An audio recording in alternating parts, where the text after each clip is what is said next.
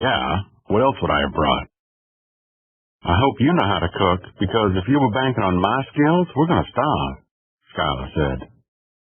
I'm pretty sure we'll manage something, Brady replied, winking again. We are shifters. Skylar wrinkled his nose, then pushed his glasses back into place. Why would I want to swallow something whole and still furry when I can have a fried chicken dinner and ice cream? Ovens and microwaves exist for a reason. Brady threw his head back and laughed so hard he shook with it, throwing out a hand to grab Skylar's shoulder for balance. The next time a snake tries to convince me he's some badass hunter who doesn't need modern conveniences, I'm using this conversation to call him on his bullshit.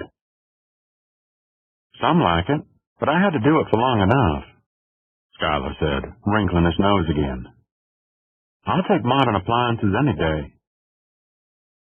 Brady grinned at him, and Skylar tried to smile back, but honestly, he was confused. He didn't mean to mention it, but the words spilled out of him in a rush before he could catch them. I thought you hated me.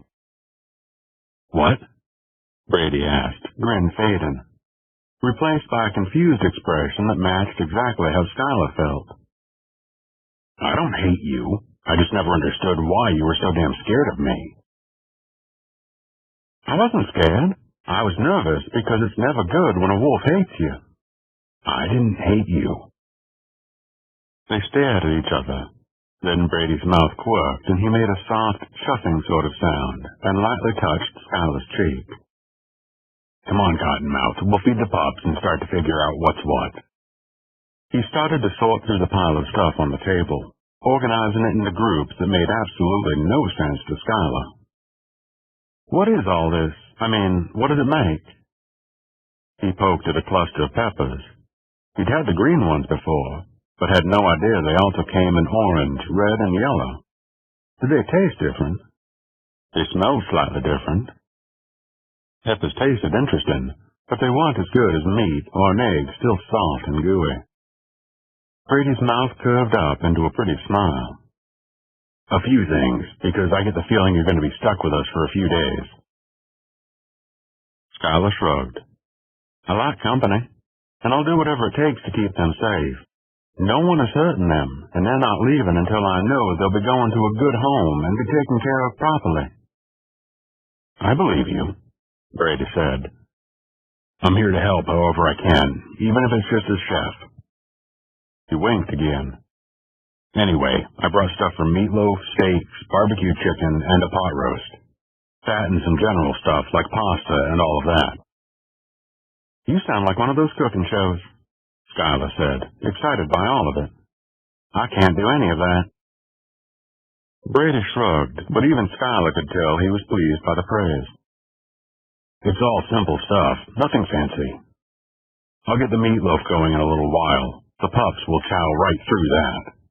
I think another 6 to 9 months and they'll be ready to start shifting. He picked up a package that contained cubes of beef. I'll get these cooked up for them with some peppers. Pups will love it. Peppers?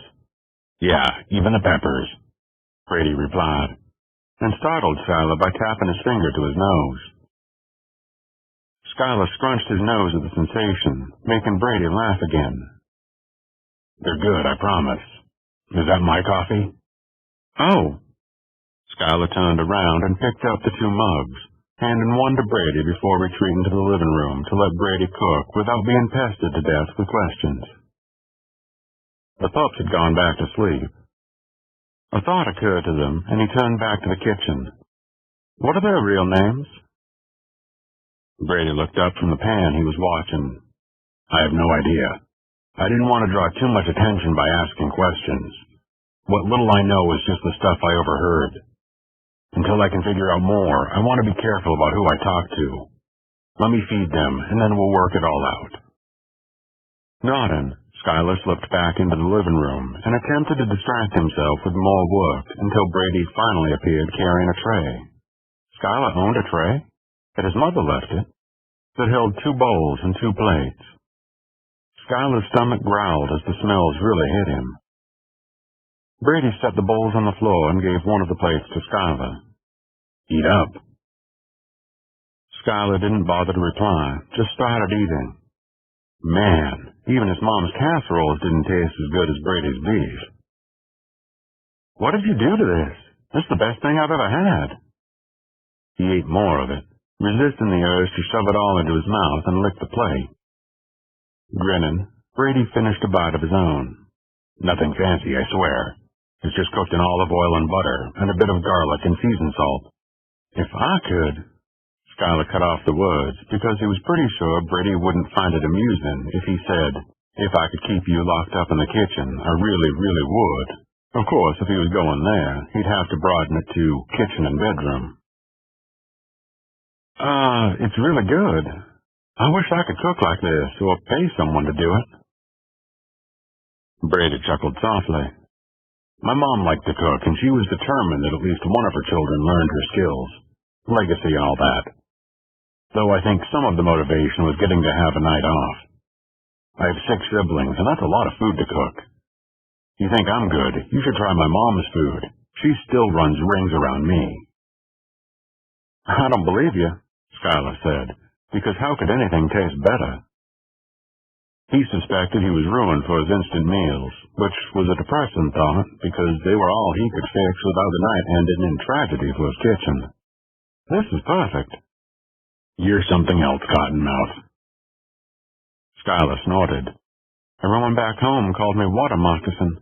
It's still weird they use a different name here. Brady laughed again. At least no one calls you Fido. At Skylar's blank look, he said, It's a stupid dog joke.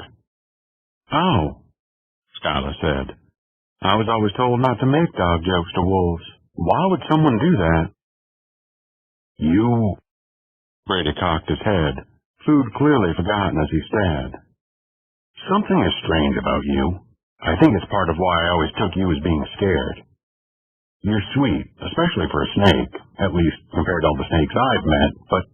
Oh, never mind. I'm being rude and I don't want you to actually be scared of me or anything. Forget it. Anyway, the pups. He hastily ate several bites of food, then threw the remaining bits at the pleading puppy eyes, so intently watching him. Their parents are Harvey and Micah Connors of Pack Connor. Harvey's eldest brother is a Pack Alpha. They've almost always been close to my pack, Tethers. A lot of people lately have been pushing to change the way the packs function, claiming a lot of the rules and regulations are old-fashioned, no longer necessary. So they're doing more harm than good.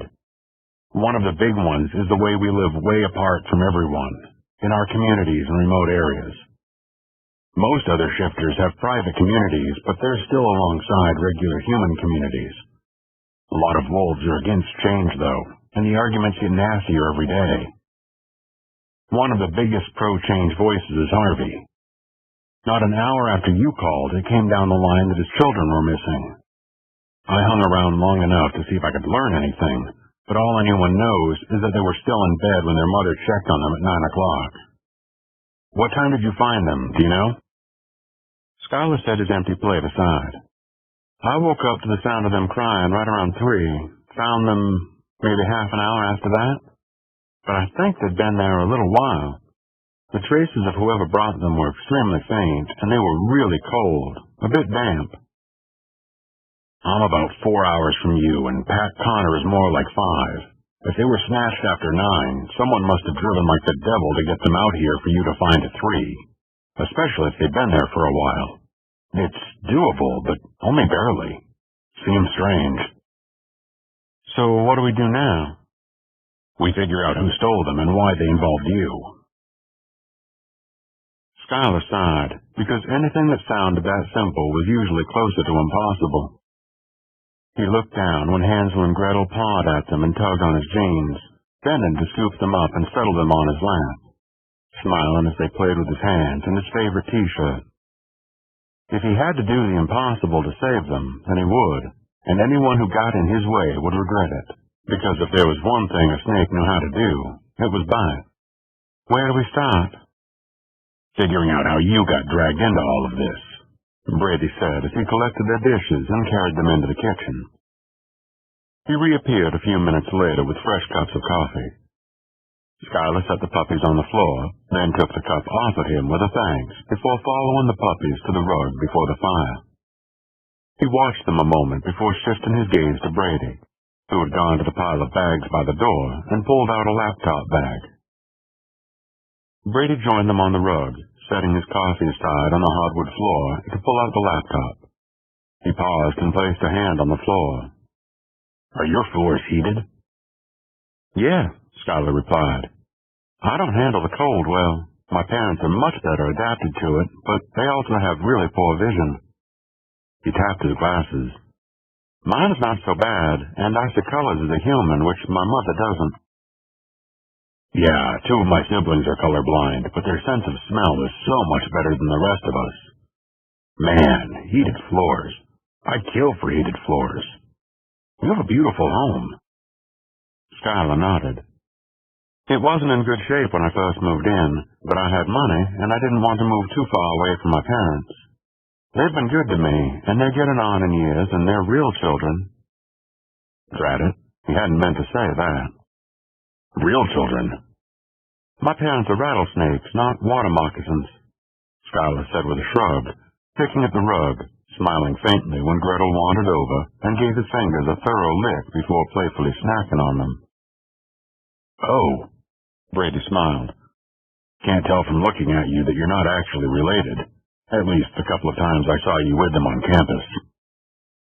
Skylar smiled.